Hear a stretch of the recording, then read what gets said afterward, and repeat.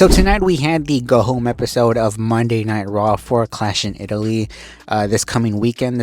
Tonight we had Roman Reigns and Jacob Fatu. They had a contract signing, and I don't know about you guys, but I think I could have sworn that we just seen a contract signing between both Roman and Jacob maybe 2-3 weeks ago. Like it literally seems like I have seen this already. And Raw in a very sense, it kind of feels like sometimes it's the same matches, the same things, the same premises over and over again.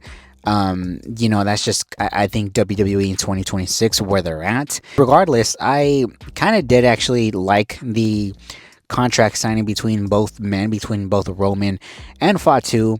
They laid out the whole tribal combat thing as far as like why it's important, and who wins this match. Whoever wins this match, they're automatically the tribal chief, and the other must acknowledge him or at the very least serve him.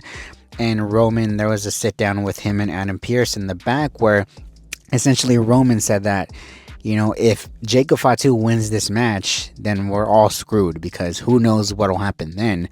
They had kind of a back and forth here in the main event segment, in which case it ended with both men shaking hands and kind of staring into each other's eyes, much like how this ended with Jey Uso and Roman for their first initial tribal combat match.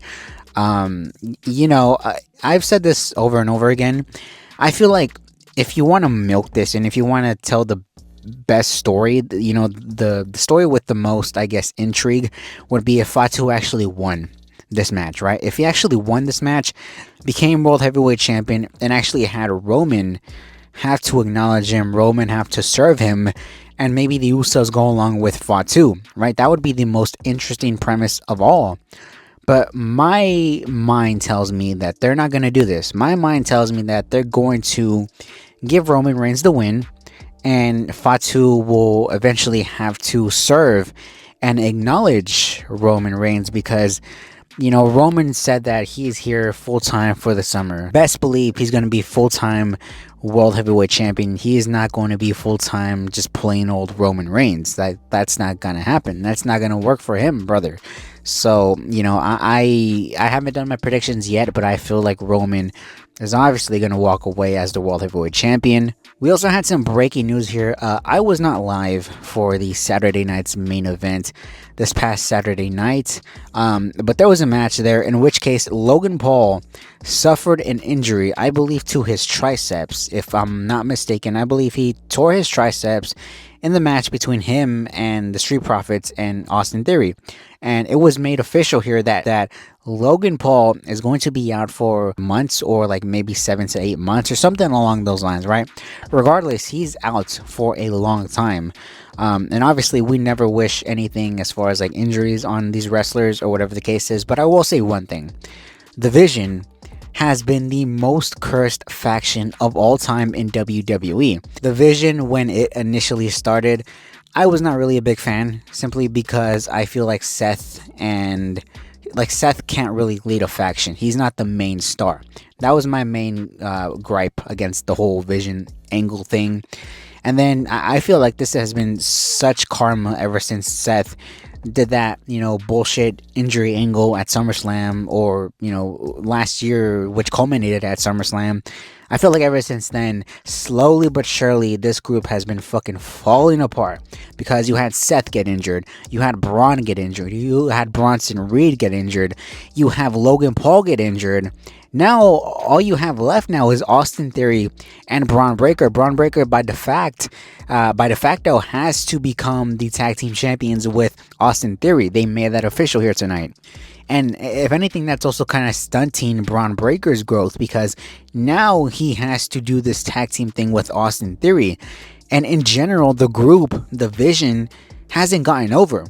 Do you care when the Vision comes on your television screens? Like, I don't think anybody in their right mind is actually intrigued in what the Vision is doing. So again, I feel like at this point, this has to be a nail in the coffin. Just end the group. Please, mercifully, just end this group. There's nothing for anybody here involved. But speaking of Seth Rollins, he had a solid match here between him and Montez Ford. I have been enjoying the stuff they've been doing with him and Montez Ford because it kind of goes to show, like, regardless of whether or not you're a babyface here on this program, you have to answer for what you've done previously. And I actually, I will respect I guess, the continuity as far as that goes. So I have enjoyed that. We also had Obafemi here address Brock Lesnar. Brock Lesnar sent in a pre-tape for as far as why he came back out of retirement. How essentially, Oba beat the fuck out of him, right? Beat the hell out of him. And this didn't sit well with Lesnar. He felt like he had to come back and make a statement.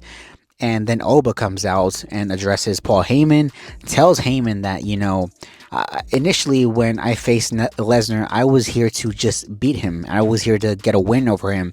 Now I'm here to end him. I don't, as far as Brock and Oba, if I were to give you my early prediction, I don't really want them to pin Oba. I don't. But I also figure if you're going to get a trilogy out of this whole, Brock and Oba thing, eventually Lesnar has to win. He has to win to get his heat back, so to speak, against Oba. So right now, currently as it stands, Monday nights, I have to go with Brock Lesnar. And also one last sort of thing here of note. It was announced here by LA Knight of all people. I can't really recall the last time I seen LA Knight actually given screen time on Monday Night Raw other than a backstage segment. But he announced that next week is going to be the beginning of the King and Queen of the Ring tournaments. And he threw his hat there, and he, essentially said that when he wins this, he's going to challenge Roman Reigns. He got into, war of words here with Jimmy Uso. But as far as like the King of the Ring tournament here, LA Knight throwing his name out there. If Oba isn't in this King of the Ring tournament, LA Knight, I hate to give you guys hope as far as LA Knight and him winning anything, because it seems like LA Knight every summer goes through the same sort of hurdles.